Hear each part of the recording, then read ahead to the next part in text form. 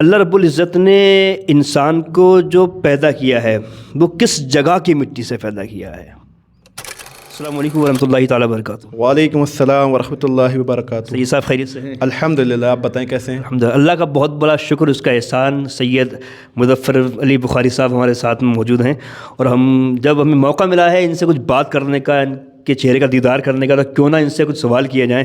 حافظ قاری عبدالواحد صاحب ہمارے قاری صاحب ماشاءاللہ تشریف فرما ہیں، بڑے نورانی چہرے اور امام شریف، اللہ تعالیٰ عمر خضر عطا فرمائے آپ۔ آمین آمین ماشاء اللہ۔ اچھا، میں آپ لوگوں سے سوال کرتا ہوں، زیادہ وقت آپ کا نہ لے کر۔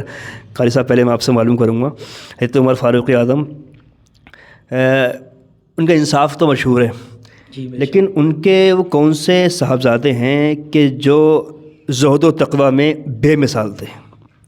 زہد و تقویٰ میں بے مثال تھے حضرت عبداللہ بن عمر رضی اللہ تعالی عنہ۔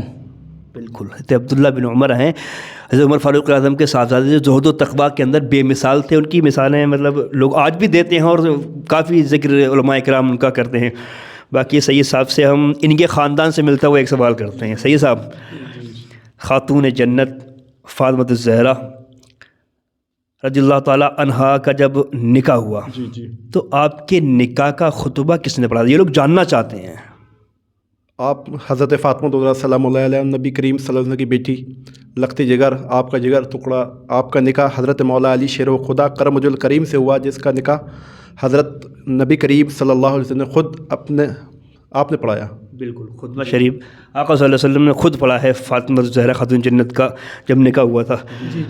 قاری صاحب، آپ سے سوال ہے، پہلا تو یہ سوال کروں گا کہ وہ کون سے نبی ہیں کہ جو جنات اور جانوروں سے باتیں کیا کرتے تھے؟ وہ کون سے نبی ہیں جو جنات اور ہواؤں سے باتیں کیا کرتے تھے؟ جانوروں سے باتیں کیا کرتے تھے۔ سوال بھی بڑا آپ ماشاءاللہ کٹھن لے کے آتے ہو، جو ذہن منتشر ہو تو نہیں آئے آدمی کے ذہن پر میرے ذہن میں جہاں تک ہے، اور مجھے یادداشت ہے کہ میں نے جو پڑھا ہے کہ حضرت سلیمان علیہ السلام جو تھے وہ جناؤں سے اور باتیں کیا کرتے تھے۔ بالکل، حضرت سلیمان علیہ السلام کی شان ہے کہ آپ جنات اور جانوروں سے باتیں کیا کرتے تھے۔ تو ایک سوال میں اور کر لیتا ہوں بولے صاحب آپ سے، داڑھی مڈانا اور مونچھیں بڑھانا، یہ طریقہ کس کا ہے؟ داڑھی مڈانا اور مونچھیں بڑھانا کس کا طریقہ ہے؟ ہم تو نبی کریم صلی اللہ علیہ وسلم کی امت میں، ہمارے لیے تو سنت ہے داڑھی مونچھیں پست رکھنا اور داڑھی کو جو ہے بڑا رکھنا ماشاءاللہ۔ ٹھیک ہے، تو یہ جہاں تک ہے میری نالج کے حساب سے کہ یہ مجوسی اور یہودیوں کا طریقہ ہے شاید۔ مجوسیوں کا اور یہودیوں کا طریقہ ہے کہ وہ لوگ داڑھی مڈاتے ہیں اور مونچھوں کو بڑھاتے ہیں۔ اچھا، ایک ایسی سوال کرتا ہوں میں، نالج کا تھوڑا سوال ہے، یہ تربوز ہم استعمال کرتے ہیں، یہ سبزی ہے یا پھل ہے؟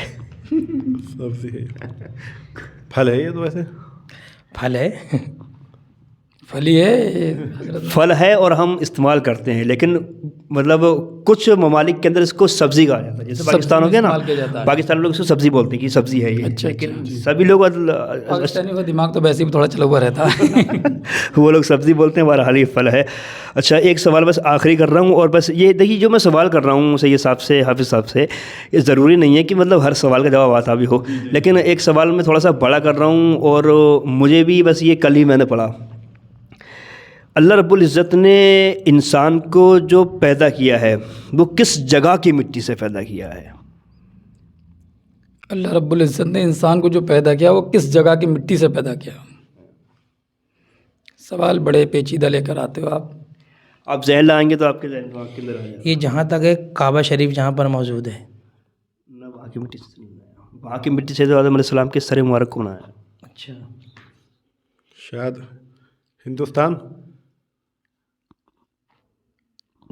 نہیں، میں آپ کو اشارہ کر دیتا ہوں یہ، جی ہم قبر پہ جب مٹی ڈالتے ہیں جی تو کیا پڑھتے ہیں؟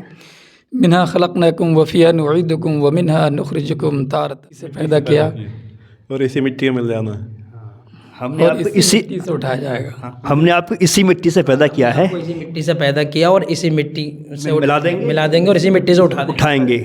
تو میں نے سوال گھمایا، تو اللہ رب العزت جس انسان کو جہاں دفن کیا جاتا ہے اس انسان کو اسی مٹی سے پیدا کیا جاتا ہے۔ उसी मिट्टी से पैदा किया मैं हुआ उसी से बना है। क्योंकि जहर लगाए ना, अल्लाह ने फरमाया हमने तुम्हें इसी मिट्टी से पैदा किया है। कह नहीं जाबिर भाई आप ऐसे सवाल लाते हो निकाल करके कि लोग इसी में मिल जाना है। जी अल्लाह फरमाता है इसी मिट्टी से पैदा किया है और इसी के जरिए इसी में मिला देंगे फिर। ठीक है ठीक तो माशाल्लाह माशाल्लाह यानी सवाल ही ऐसे लाते हैं कि आदमी का जहन मुंतशिर कर देते चलिए हैं। माशाल्लाह आप लोगों ने बड़ी खूबसूरती के साथ में अच्छे जवाब दिए और अपना वक्त जो आपने कीमती मुझे दिया है, बड़ा शुक्रगुजार हूँ मैं आपका। बहुत शुक्रिया गाजी साहब। सही साहब दुआ फरमाएं।